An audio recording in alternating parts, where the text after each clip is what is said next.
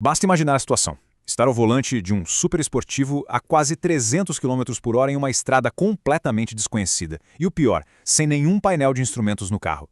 Sem velocímetro, sem marcador de combustível, absolutamente nada indicando a temperatura do motor. Aterrorizante, não é mesmo?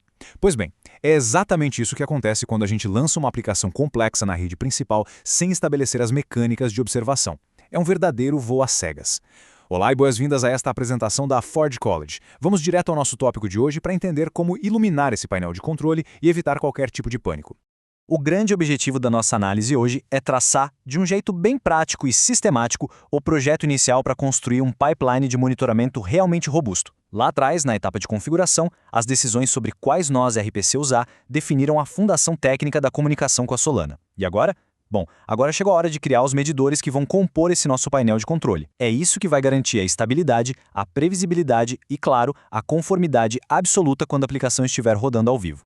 E aqui está o nosso roteiro prático. A gente começa falando dos perigos do voo às cegas, passa para a diferença crucial entre sinais on-chain e off-chain, e aí entra na construção do pipeline em si. Depois vamos comparar as estratégias técnicas disponíveis no mercado e, para fechar, vamos falar da preparação para incidentes. E olha, ter essa mecânica de observação rodando não é um luxo, viu? É um pilar indispensável para qualquer implantação de sucesso na Web3. Vamos lá? Seção 1. Introdução. Voo às cegas e os grandes riscos das implantações sem monitoramento. O impacto real no dia a dia da operação é algo drástico. Basta pensar naquele cenário clássico de pesadelo de quem trabalha com infraestrutura. São 3 da manhã, a rede principal começa a falhar loucamente sem nenhum log documentado, os usuários começam a reclamar no Discord e o pânico simplesmente toma conta do ambiente porque ninguém faz ideia de onde o erro vem. Agora, do outro lado, imaginemos o mesmo problema acontecendo, mas com o monitoramento em dia. Um alerta soa, claro, mas é um alerta configurado e totalmente acionável. A equipe responsável toma um gole de café, olha os dados na tela e resolve tudo com calma. É literalmente o monitoramento transformando desespero num processo perfeitamente controlado. Seção 2. Sinais on-chain e off-chain. Sabendo exatamente onde olhar. Para desenhar aquele painel de controle perfeito, o primeiro passo é saber separar o que a rede global está fazendo do que a base de usuários está experimentando de fato. É aí que entram os sinais on-chain, ou sinais na cadeia. Eles são os indicadores de saúde do cluster inteiro da Solana.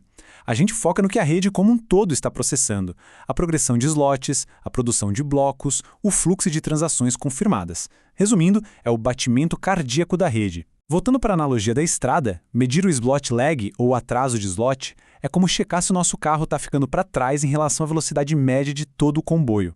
E, em contraste total com isso, temos os sinais off-chain, fora da cadeia. Essas são aquelas métricas de desempenho que afetam diretamente quem interage com o sistema na ponta.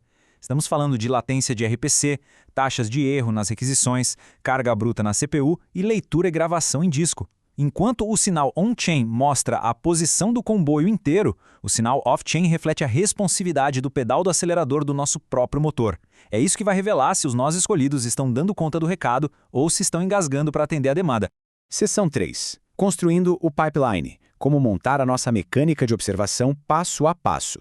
Bom, agora que a diferença entre as métricas está clara, vamos estruturar o fluxo de dados. Lembrando que, para se aprofundar nessa arquitetura, a Ford College oferece programas educacionais fantásticos. Mas focando na lógica de implementação por agora, a construção desse pipeline segue uma mecânica bem elegante. O passo 1 é instalar um script de verificação de saúde, conhecido como exporter. Pode ser um script Python simples que lê dados dos nós RPC e expõe as métricas-chave. O passo 2 traz o Prometheus para a jogada, que é o responsável por raspar ou coletar esses dados periodicamente. No passo 3, a gente define os limites de alerta em cima dessa base de dados. E por fim, o passo 4, validar o fluxo de ponta a ponta, simulando falhas de propósito para garantir que o alerta realmente pisque na tela certa quando a emergência acontecer.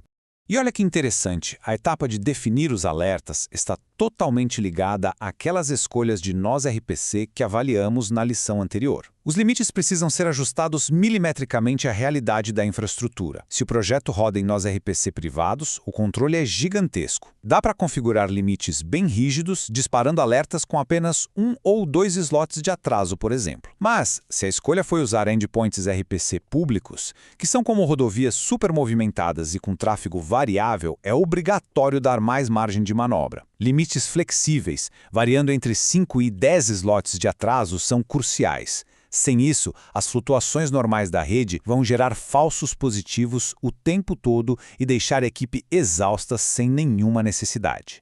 Seção 4. Comparando estratégias de monitoramento. Uma avaliação sobre custo, cobertura e sobrecarga. Olhando para as opções de mercado, temos 3 caminhos principais. O primeiro é rodar Prometheus e Grafana auto-hospedados. O custo financeiro é bem baixo e a cobertura é enorme, mas a equipe precisa gastar muito tempo mantendo tudo isso, o que gera uma sobrecarga média para alta. O segundo caminho é assinar uma plataforma de observabilidade gerenciada. A grande vantagem é que o esforço de manutenção é mínimo e a cobertura continua excelente, mas claro, traz um custo financeiro recorrente. E por último, temos os alertas embutidos que os próprios provedores de RPC já oferecem. O custo já costuma estar incluído e a sobrecarga é baixíssima, mas muita atenção. Embora funcionem super bem como uma rede de segurança básica, eles quase nunca substituem um stack completo quando o projeto exige relatórios de auditoria detalhados e conformidade avançada. E chegamos à seção 5, preparação para incidentes, a jornada do momento do alerta até a resolução final. Afinal de contas, ver a luz vermelha de emergência acender no console perde toda a utilidade se não houver um protocolo claro de como diagnosticar o problema. Qualquer operação técnica séria na Web3 exige um preenchimento impecável do relatório de incidente, e essa triagem rápida e precisa requer 3 itens básicos. Primeiro, capturas das métricas com os respectivos carimbos de tempo, para cravar o segundo exato em que a falha se materializou. Segundo, os IDs específicos das solicitações RPC que falharam. E terceiro, todas as ações de escalonamento técnico totalmente documentadas. Fazer esse rastreamento metódico é o que permite isolar a causa raiz do sistema com uma agilidade impressionante. Fazendo uma rápida recapitulação do nosso plano de ação de hoje. Primeiro, a coleta de dados deve separar muito bem o que são sinais on-chain do que são sinais off-chain. Segundo, os limites de alerta precisam estar sintonizados cirurgicamente com o tipo de nó RPC escolhido. Terceiro, é fundamental comparar e escolher a abordagem de monitoramento com o melhor custo-benefício para a operação.